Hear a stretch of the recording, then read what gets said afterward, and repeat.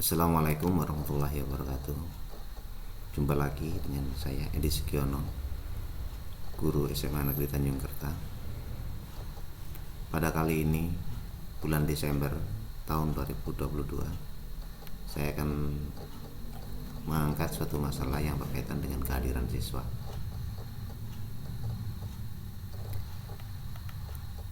Masalah kehadiran siswa sering sekali muncul pada setiap guru mata pelajaran.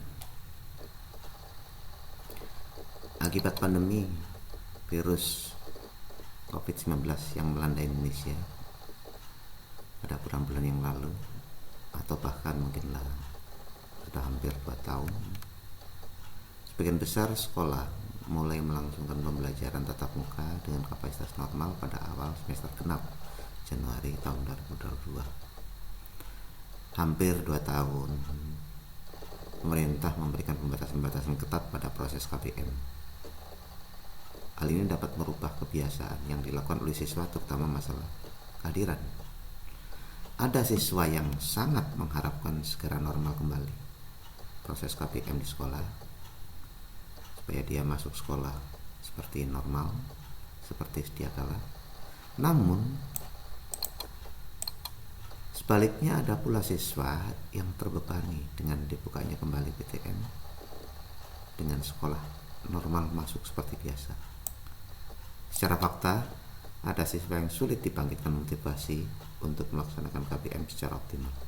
Itu faktanya. Ada ya. Pada umumnya ketidakhadiran siswa dapat dibagi menjadi 3 bagian, yaitu tidak hadir karena apa, tanpa keterangan jelas, dengan alasan yang tidak bisa dipertanggungjawabkan. Yang kedua, ketidakhadiran dengan alasan tertentu yang bisa dipertanggungjawabkan, biasanya disertai dengan surat pemberitahuan dari orang tua atau wali. Yang ketiga adalah tentunya sakit. Ketidakhadiran ini dengan alasan gangguan kesehatan juga biasanya disertai dengan surat pemberitahuan dari orang tua atau surat keterangan dari dokter. Setelah definisi masalahnya kita paparkan, kemudian kita mencoba menganalisa faktor-faktor penyebab akar permasalahan tersebut, dapat memilih tindak lanjut yang cocok untuk mengatasi masalah ini. Akar masalah dari ketidakhadiran siswa saya paparkan sebagai berikut. Ada 10 akar permasalahan yang nantinya pada video kali ini akan saya bagi menjadi 2 bagian. Yang pertama, siswa yang secara ketidakhadirannya bisa dipertanggungjawabkan dan siswa yang kehadirannya tidak bisa dipertanggungjawabkan.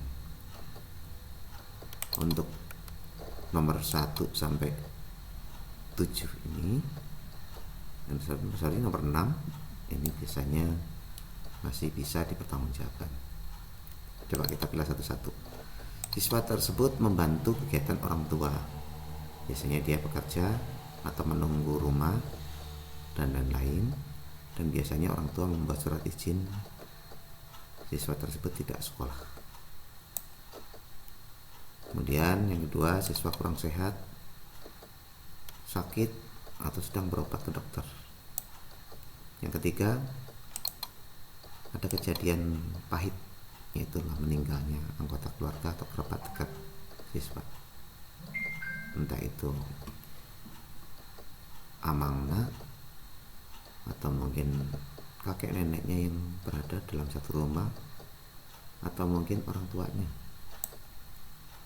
Yang keempat, yang keempat ini bisa juga memicu anak tidak hadir. Baju seragam, sepatu, kelengkapan yang tidak siap atau tidak layak digunakan. Misalkan aja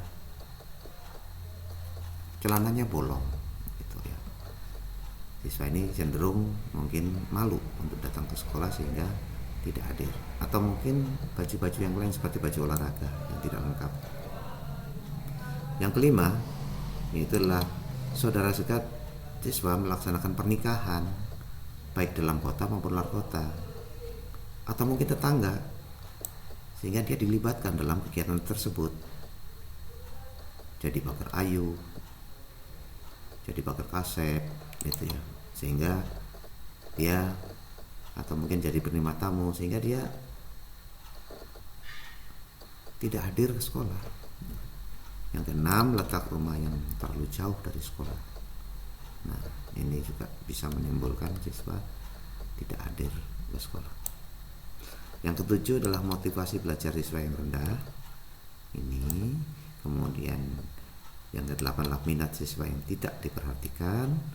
Contoh misalkan saja siswa tersebut ternyata ingin ke SMK, ternyata oleh orang tuanya dipaksakan untuk masuk SMA karena berbagai hal alasan, sehingga dia tidak cocok minatnya. Kemudian yang ke-9, pola didik orang tua yang kurang tepat. Orang tua di sini adalah cenderung membiarkan atau mungkin memiliki kecenderungan tidak begitu perhatian pada anak. Belajar siswa, kegiatan malam harinya, pertemanannya bagaimana, dan lain sebagainya. Yang ke-10, ini juga muncul di sekolah kami, dampak masalah orang tua yang tidak harmonis atau terjadi perceraian. Ini akan berdampak langsung pada anak sehingga tidak hadir ke sekolah. Nah, yang poin 7, 8, 9, 10 ini memang harus diselesaikan secara khusus ya. 7, 8, 9, 10 secara khusus. Bahkan masalah ini kadang-kadang kita selaku guru, wali kelas atau PK pelik untuk melaksanakan penyelesaian ini. Ya, saya hanya merinci poin-poin masalah penyebab tidak ada di atas, meskipun masih banyak faktor-faktor yang lain. Saya batasi di sini hanya 10 saja, meskipun yang lainnya ada. Oke, coba kita lihat hasil pemecahan masalah. Skema dari pemecahan masalah ketidakadilan siswa dapat dan bisa menentukan tindak lanjut yang dilaksanakan oleh guru mengacu rincian akar masalah yang telah disusun tadi. Akar masalahnya kita kelompokkan menjadi 2 bagian, nomor 1 sampai 6 dan 7 sampai 10. Pada bagian pertama biasanya orang tua menulis surat memberitahukan ke sekolah secara resmi atau mungkin kirim WA ke wali kelasnya sehingga jelas dia bisa dikatakan tidak hadir dengan alasan yang jelas. Sedangkan pada bagian yang kedua biasanya siswa ini adalah tanpa keterangan, dan bahkan orang tuanya pun mungkin tidak tahu atau mungkin tidak begitu respon. Dari berbagai sumber dan pengalaman pribadi yang sudah saya laksanakan, maka dapat dijelaskan beberapa tindakan yang dapat dilakukan oleh guru, baik itu guru mata pelajaran, guru BK, guru wali kelas, dan sebaliknya melaksanakan tindakan secara sebaiknya melaksanakan tindakan secara kolaborasi. Karena untuk masalah-masalah yang pelik pada siswa yang tidak hadir, tentunya kita harus berkolaborasi dengan guru BK, wali kelas, sampai pada akhirnya adalah ke pihak pimpinan sekolah, yaitu dalam ini wakil kesiswaan dan kepala sekolah. Oke, sekian laporan masalah ketidakadilan siswa, dan sangat saya harapkan untuk memberikan komentar bagi perbaikan dan inspirasi pada video-video berikutnya. Terima kasih. Wassalamualaikum warahmatullahi wabarakatuh.